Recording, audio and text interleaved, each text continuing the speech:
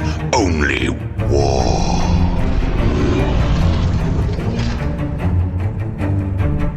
What is up, gents? 40k Dirtbags here. We're doing the Atlantic City tour. We just won for Death Guard about a week ago, so we had a lot of time to kind of plan out and see what kind of videos we're going to be making. We're going to be doing a picture-by-picture, turn-by-turn for each game coming up in the series. We're going to go over what we did good, what we could have done better, and what our opponents did into us and what we could do into our opponents. So we're going to go over each game. If you guys are Patreons, all these videos go ahead of time on patreon.com. I wouldn't be doing this without my Patreons. If you guys are interested in joining the Dirtbag Nation, you guys get a coach in your corner. If you guys just want to support the channel and have first access to these videos, or get your own little Patreon link that you can message us over at the Patreon with all the other Dirtbags. So that is that, or the competitive Dirtbags, you get to message me one-on-one or another coach, and then Grandmasters, you get one-on-one coaching and a call to go over like battle reports or GT prep, stuff like that. It's always good to have that professional coach in your corner. But with this Atlantic City Open, we were 4th last year, so we had to take our revenge out this year, and insane competition. But there was a 8-player team tournament going on in Atlantic City at the same time. So the singles tournament was announced after the team tournament. So there was about 110 players, give or take, but literally the best players in the Northeast. I think the Northeast meta is just insane. So we got to still play a lot of good players. So if you guys are new to the channel, thanks for clicking on the video. We were #1 Chaos Space Marine player in the world last year. The year before that, we were #1 Grey Knight player in the world. So this year we're going for #1 Death Guard player in the world. There's a lot of good competition out there, especially the disgustingly resilient guys. So if you guys are friends with them, hit me up, because we're trying to do a collab and get all the Death Guard players on the same channel. But this is going to be fun. We're going to go over every game, picture by picture, turn by turn, and what we could have done better. And getting into the final game, the first 5 games, or 4 or 5 games, are going to be recorded this way. And then the last 2 games are going to be on War Games live stream, which I'm not sure if I'm going to do a video over that. Somebody let me know in the comments below. If you want me to go over the live game, I might just fast forward and kind of go over key points on what we did good and could have done better. I've never done that before, so that would be new. And then I'm going to leave those in all the links below. But again, if you are Patreons, this is going to be uploaded ahead of time on patreon.com, so that way you guys get first access to it. So guys, let's get into the quick sponsors, and then we'll get into our first game, and then we'll go from there.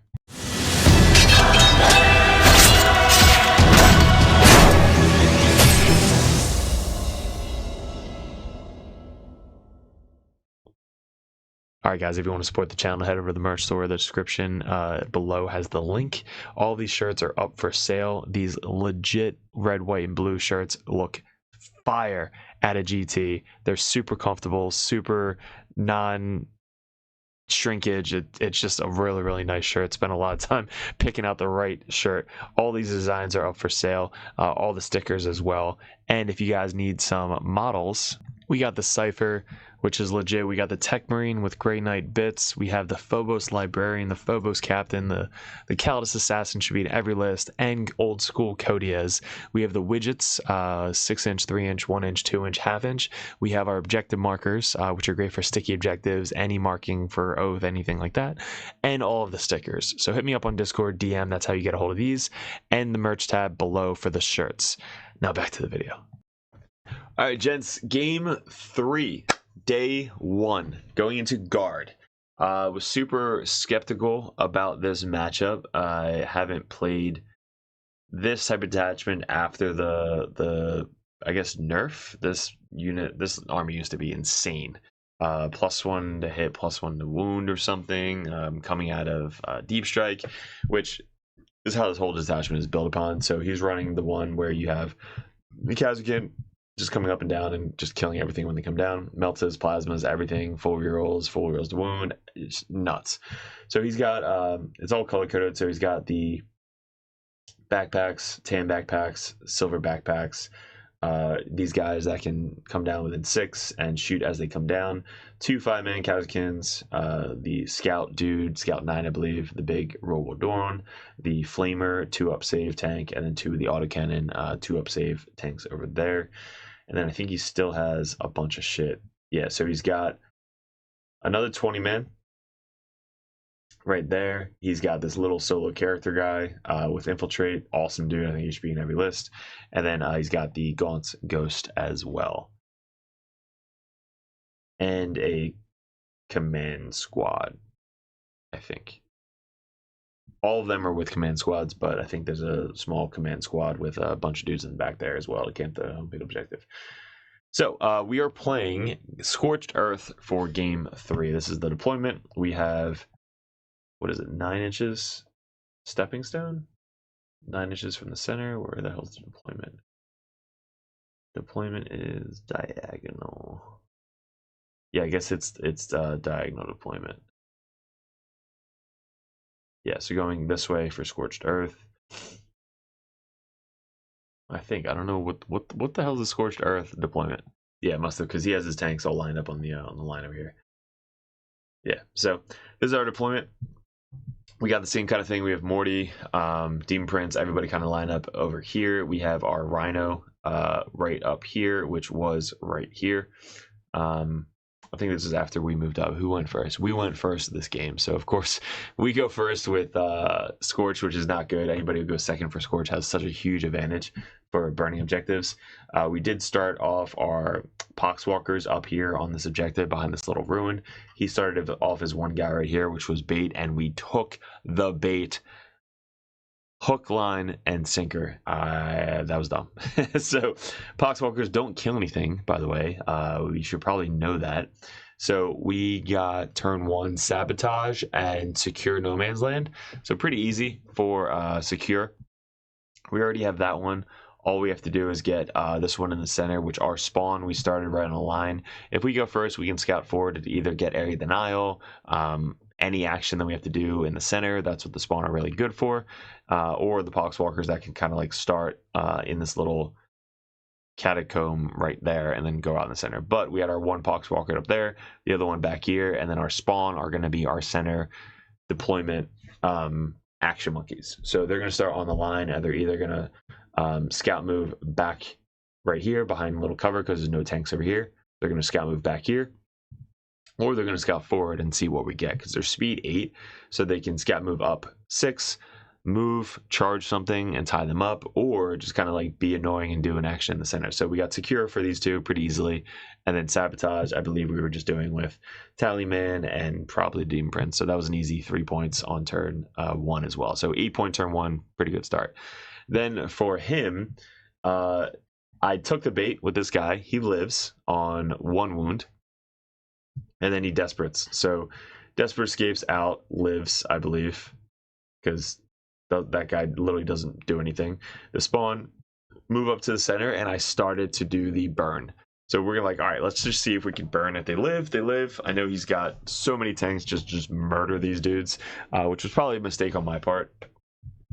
I probably could have, I don't know. I thought they were in a pretty defensive position right here, so they were behind cover from like these tanks. But he had a pretty clear line of sight going this way into this battle cannon right here.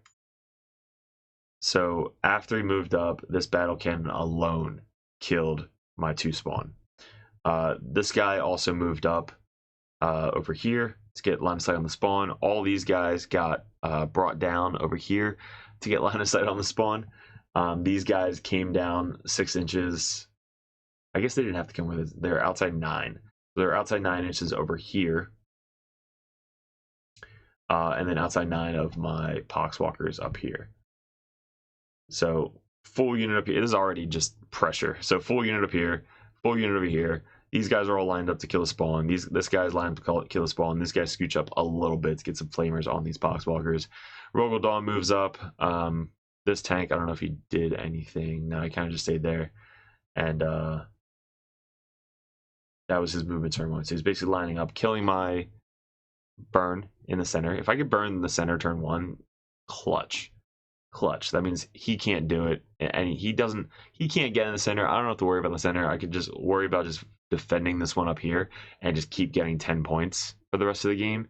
And then maybe on turn 4 or 5, I could burn whenever the Death Shroud come down. But if you can get off a burn in the center on turn 1, that's pretty funny. I have yet to do it because obviously shit like this just come up and just murder me. So I don't know if it was worth it, or I should have put my spawn one here and one behind the wall. So that way, if he does kill the one spawn out here, I still have one behind the wall to move up and go put shit in Contagion, so that way I can come down turn 2 with my Lord Contagion. But he lines up everything. He gets some shots off. My Tallyman is as far behind this wall as I possibly could do that, because I knew he can come down and do this, and if he can kill my Tallyman turn 1, that's not good. But we made that sticky. We made that sticky. So if he does kill these guys, at least I still get 10 points, which was the whole goal.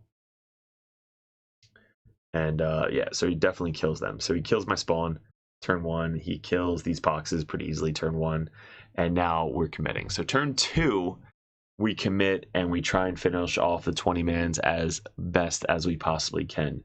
So luckily, this was insane. So this I was not expecting at all. We did have a tank right here, 2-up autocannon tank right there. And then there was another 2-up tank flamer over here. So how we did this maneuver, right? We had our Rhino right here with 2 5-man Plague Marines in it. All they had to do was move up 8, which is right about here, which puts this guy within 6 of Contagion. This guy's still too far. So these guys get out 8. I think it's the melee guys. So they get out 8. Put this guy in Contagion. Now this is going to be my first target for the charge. So I could charge with the Plague Marines, and then I could charge with the Lord of Contagion and the Death Shroud. So that's kind of what we line up.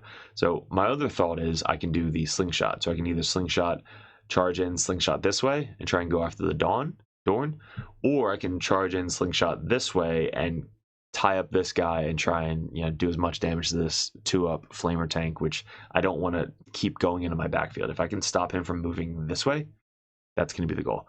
And that's what we end up going with. So we put our Plague Marines out here. We put our Death Shroud down, I believe, over here to try and stay outside 9 inches of this guy. And then when I charge the 6-inch charge this way, most of my guys are going to be able to Slingshot this way and then attack this tank either way. So if this guy lives, I still have most of my Death Shroud going into this tank. And then these guys, my other Death Shroud, go after. So if I can, like I said, if I can kill a 20-man unit with the characters and kill some tanks on my go turn, that's going to be what we're going to try and do. So this is where we end up. Morty moves up from here over to here, gets line of sight onto these guys and the tank.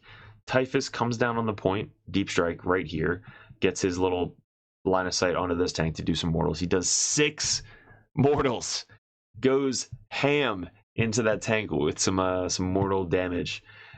We throw a grenade with the Lord of Contagion, so that's more mortals. So that's 6, and then probably 4. We have some random pot shots with Morty. These guys, I don't even think I shoot. I don't think I did anything to these guys. Yeah, so they're fine. This guy comes in from reserves 9 inches away over here. I think he gets shots off onto these guys, try and whittle him down. The other guy is hiding over here. His one character is right on the edge here. So I can line up all my shots into this character, and he has to keep the character. So when we brought our Poxwalkers, there was 2 or 3 of them alive after some rapid fire shots from these guys. So we move up, get these guys into Contagion range. The Lord of Contagion comes down here, lines up the character, so that way all of them can flamer this unit, the character, so that way he can remove these guys, because he can't remove the character, remove these guys, and then I can charge still 6 inches to put everything into this unit. So if I can kill the character with this unit, that's going to be what their goal is over here. And now they're still close enough to this objective that I'm still defending this top objective, because Scorched Earth, you only have to hold 2. So if you hold 2, that's all you have to do. Hold. You don't have to try and fight for more. You don't have to do whatever. So once they got out of the Rhino over here, Rhino moved up, got up here, flamered out of the Rhino to kill some of these guys. These guys flamered, killed some more. They charged in, did 8, 16, 24 sweep attacks, plus the 10 from the Lord of Contagion, just sweep everywhere. And I think we wound up killing them. I charged in enough that I left one guy within 3 inches of the objective. He didn't get his attacks, so we were only able to get 8 16 attacks plus the 10 from the loader contagion, which killed him anyway. But the one guy, when I charged in, I couldn't get base to base. So the one guy finished his charge here to be 3 inches away from the objective. So that way, if these 3 guys, the loader contagion, and then 2 of the Death Shroud, if these 3 guys could finish off this unit alone, then this guy who's 3 inches away from the objective, 2 inches away from the loader contagion, can then pile backwards onto the objective, which gets us a little bit more movement towards the objective and towards our opponent, which is pro play right here, because you're planning for the consolidate. You're planning for the pile in and consolidate to make sure that you can get back onto objective or get behind a wall or get behind defensively so that we don't die next turn. So this is really good play right here. Outside 6, charge in, leave one guy who couldn't get base to base 3 inches away from the objective, hopefully kill your target, because if you don't, then you have to pile in away. But if you kill your target, you then just pile backwards onto the objective to hold it and get behind a wall. So Demon Prince moves over, gets him more shots. He moves over, gets him more shots. Morty moves up and shoots the tank to do some dev and 3 damage. I think we take the tank down to 1 or something. Like we take him down a lot. And what happens here is we make that charge with the Plague Marines into the tank, and then we also make that charge with the Lord of Contagion. So the Lord of Contagion Death Shroud unit makes that charge. One guy gets in, I think over on this side of the wall. The Plague Marines kill it on the charge, which means this slingshot effect that we did. So they start here, they charge here, which is closer to this tank. I made the charge successful on the other side of the wall with the one guy. Since the Plague Marines killed this tank, I was within 4 inches or 3 inches of this tank, which then I piled in base to base. So I think I got Lord of Contagion with 2 other guys into this tank up here, and we fucking murdered it. I did not expect that at all. So on the charge, they get Lance, they have lethal, they have hitting on 2s with Lance, lethal, and sustain. So we just rolled bonkers, and it's AP2, but he just rolled a lot of 1s, 2s, and 3s, and then takes out that tank as well, because this tank didn't get wounded at all in the shooting phase. This tank was almost dead, so this tank was definitely dying. Once Typhus did 6 mortal wounds to it, I was like, all right, we gotta kill it. Like, this thing has to die. So after that charge, we're in a really, really good position going into turn 3. So after this charge, we kill 1 big tank, the 2-up flamer tank at the top here. We kill this 20-man with the character unit over there. And I think this guy lined up to kill that 1 walker on the point. That's why he was over here. So we killed that 1 walker, and we're in a really, really good position right here. Morty's wide in the open, but now he has to choose, am I going to kill Plague Marines, Lord of Contagion, Death Shroud, these Death Shroud? Like, there's a lot of options for him to choose. So he moves up this guy to try and shoot Typhus. Typhus then uses the reactive move. He fails the burn, because I think I try to burn again in the center, because I can do the action and do his mortal wounds. So once he moves up his tank, I then move 5 inches backwards on the other side of the wall over here, which now the tank can't see me. Rogel Dawn moves up and gets line of sight on everything over here. These guys all, I think, come down outside 9 inches over here. He lines up to Typhus and this guy. These guys come in outside 6 over here to line up into this thing and those things. And I believe that's all his movement on his turn.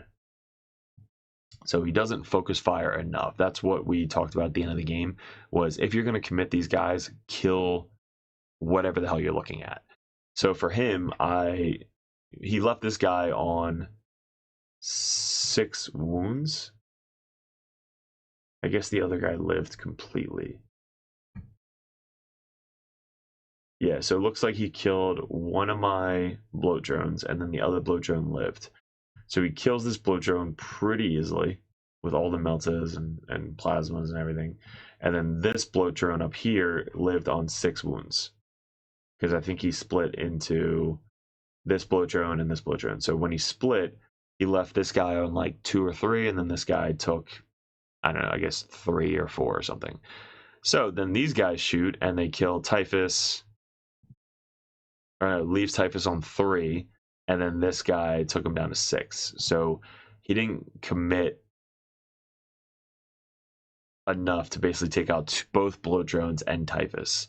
Because if he does that, I lose pretty key targets. Now, obviously, I still have Morty, Demon Prince, and the Death Shroud, but this Death Shroud's getting shot by this guy. So at the end of this turn, the Death Shroud live. He's got the Lord of Contagion and 2 Death Shroud left, with 1 Plague Marine that lived from that combat over there.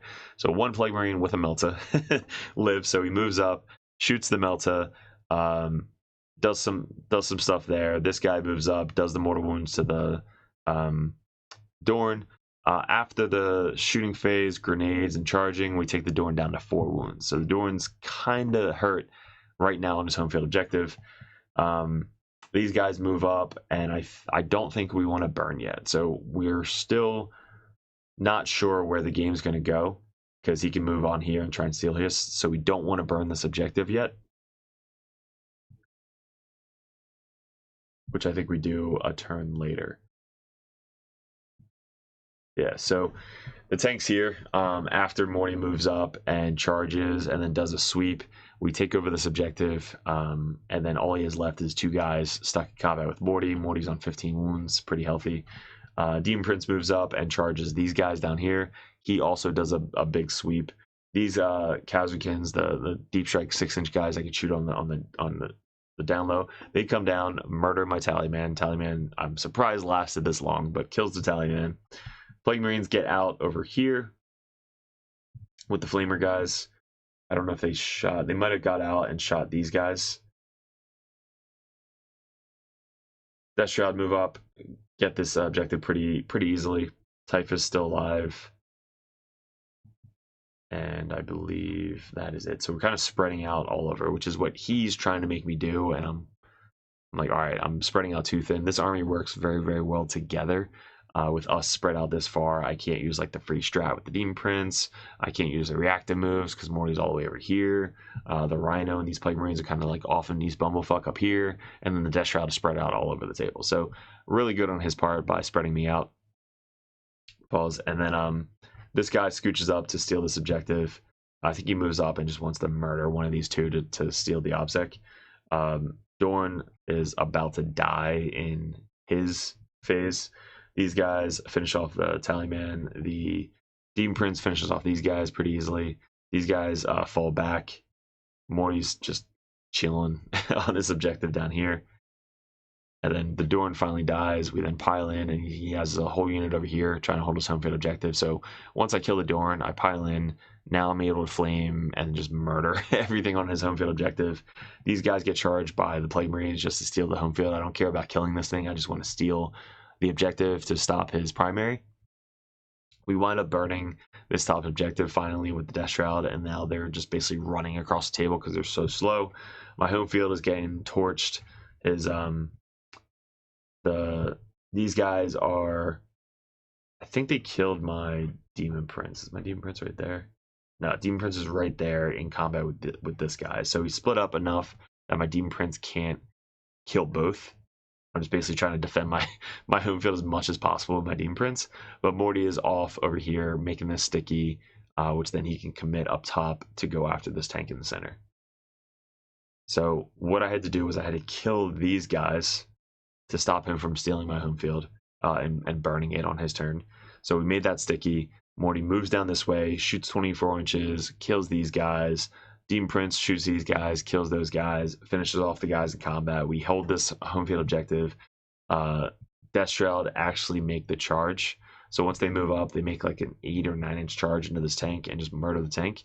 This guy charges in to get on this side of the 30 inches because I think I had, what did I have? I had engage in all fronts.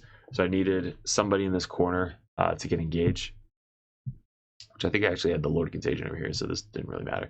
So we had the Lord of Contagion over there. We had the Death Shroud on this side. We had the Demon Prince down here. We had Morty on this side, right? Exactly 30 inches, so over there. And that was engaged on turn 5. So we finished it up. This is basically end board state. We ended up tabling, I believe, the guard player, and this is the final score. So we finished up 100 to 41. So even though we took the bait on turn 1 with our Poxwalkers to try and kill that one solo guy, didn't end up doing it. We got 5 for Secure No Man's Land and Sabotage. Then we had Marked for Death, which I think he picked the tank. That's kind of why we committed on that tank. So once he picked that tank, I'm like, hey, if I kill it, I kill it. If not, it's whatever. We 6 mortals. I'm like, all right, we're killing that tank. So we went into the tank for Marked for Death and bring it down. So we got 9 points just by killing one tank. Then next turn, Cleanse for 5. I love that Cleanse is 5 now. Area Denial for 5, so huge turn 3.